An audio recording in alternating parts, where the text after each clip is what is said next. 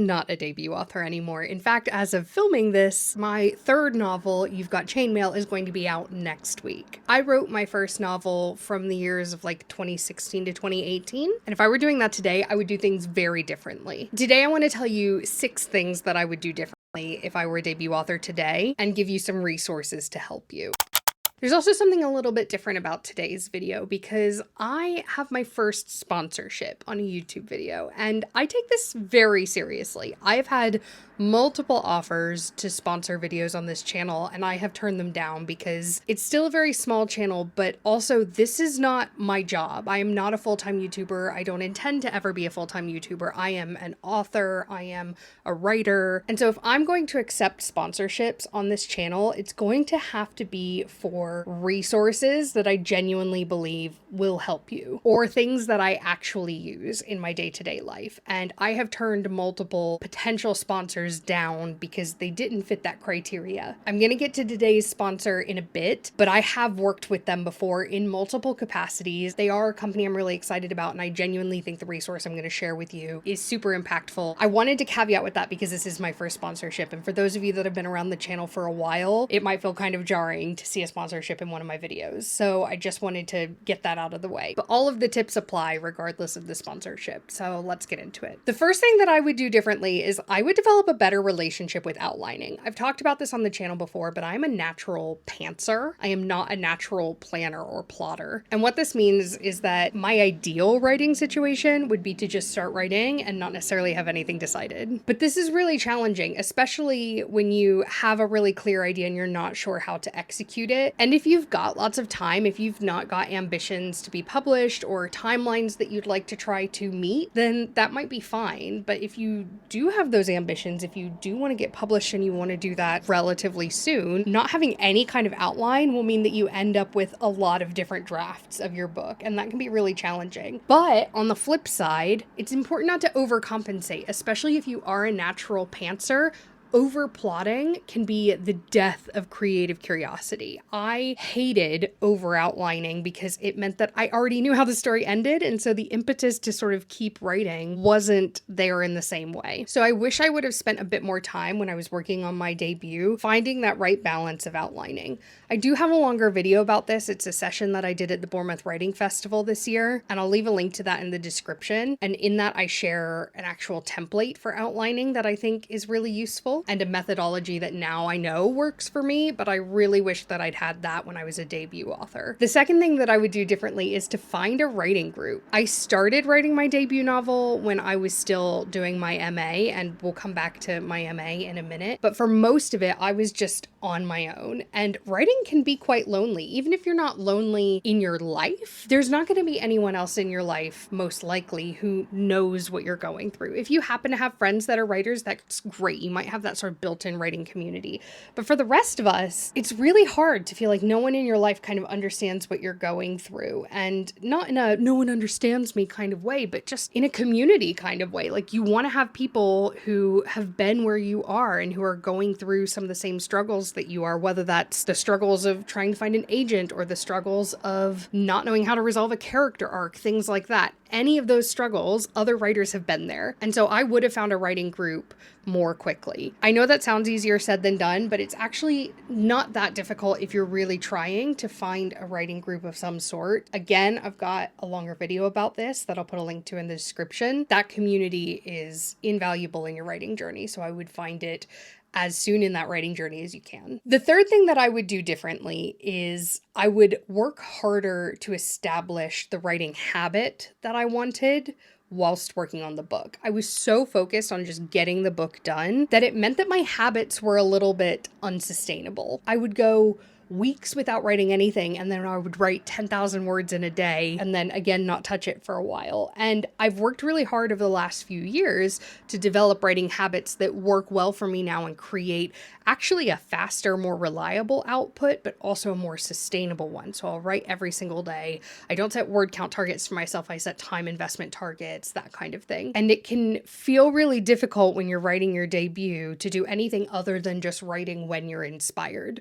But I would really really encourage you to focus on creating a writing practice for yourself. And having a writing group or a course that you're doing can of course help with this, but really it's down to you to establish a routine and stick to it and experiment, see what works for you. If you can't stick to a routine, it may be that you just actually don't have as much time or energy to invest as you thought you did. Or maybe you need to up your time investment and decrease your expectations as to what's going to come out of each individual session. Experiment, see what works for you. But that writing habit, that writing practice is the core of any writer's life. And as you become a career author, not just a debut author, that writing practice is what's going to help you meet tighter deadlines and meet expectations of follow-ups and things like that. The fourth thing I would do differently is to prioritize self-editing much higher. Now, I had a little bit of a unique situation with my debut where I was already working with my publisher when I was writing it. It was commissioned. So for me, I had deadlines I was working to with them. I missed them a couple of times, but basically because of that, I finished the first draft and then I just sent it to them.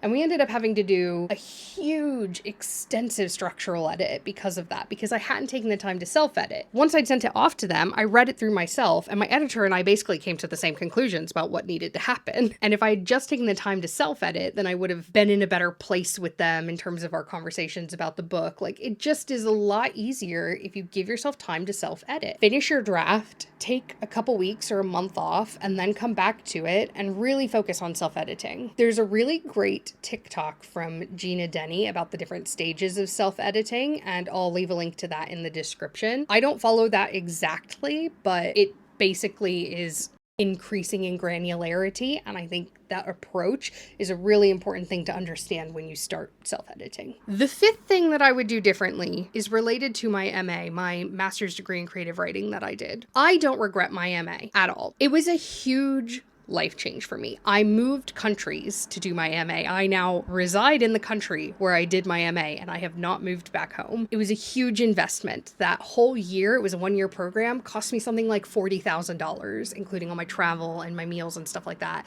It was massive. And it was a whole year of my life. I wasn't allowed to work while I was doing it because of my visa. It was all consuming. And for me, that was absolutely the right thing at the time. But if I were a debut author today, my life would not accommodate that. I did love a lot of things about that. I loved the balance of like getting feedback from the instructors and from the rest of the class. That sort of workshopping, even if you're not workshopping your stuff, is so valuable. And I also really liked balancing like learning about the craft with actually practicing the craft. Realistically, all of the information that I learned exists online. It can be a little bit hard to find, and if you're just learning online yourself, you don't necessarily get that same like workshopping and community. And so that's where I want to tell you about today's sponsor, which is Readsy, who are bringing out their new course, How to Write a Novel. I have been given a preview of this course and it looks incredible, like genuinely incredible. It's a 101-day online course designed to help you develop your craft as you write your novel. It's taught by an award-winning and best-selling author. There's a huge amount of information about everything from defining your hook to developing your characters, creating rich setting. All of that is covered in the course. It's a combination of live master classes, getting feedback, doing live editing sessions, both with the instructor and with the other people who are taking the course at the same time. There's a really great prep week that I've watched the sessions for, and it's about the 5 Ps to help you prepare, which are pitch, protagonist, plot, point of view, and place. And it's really to help sort of orient you and establish you in your story before you start the course. And even just those lessons are so good. It's got that perfect balance, like I was talking about with my MA, of learning as you write. One of the questions, especially if you're comparing that to the idea of like doing an MA, is the time investment. And it's an estimated 10 to 15 hours per week investment, which is much more manageable than a full-time MA course and at a fraction of the cost. The next class starts on the 2nd of September 2024 as of when I'm filming this, but there will be more dates available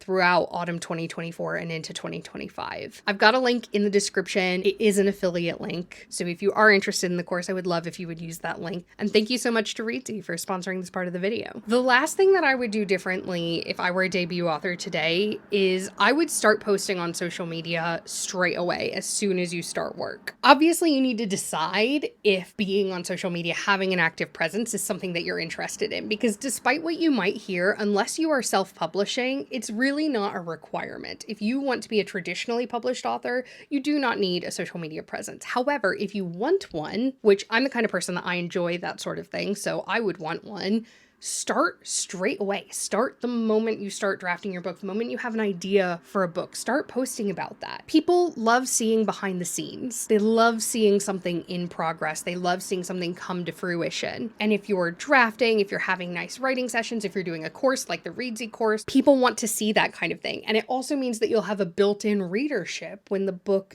does find its home. What I've learned in doing social media is, and I'm far from an expert at this, so take this with a grain of salt, but don't overthink it or feel like you have to be super polished. My favorite people to watch on social media are the people that are just giving you a glimpse into their writing practice. They're updating you on how they're getting on, that kind of thing. It really doesn't have to be a big song and dance. Regardless of the platforms that you choose to be on, just show up as yourself and give people the opportunity to kind of get in on the ground floor with your debut. I really wish that I would have done that instead of waiting until I had a finished book ready to start promoting. So that's it. Those are my tips. I hope you found that helpful. Thank you again to Readsy for sponsoring this video, and thank you for watching. I'll see you next time. Bye.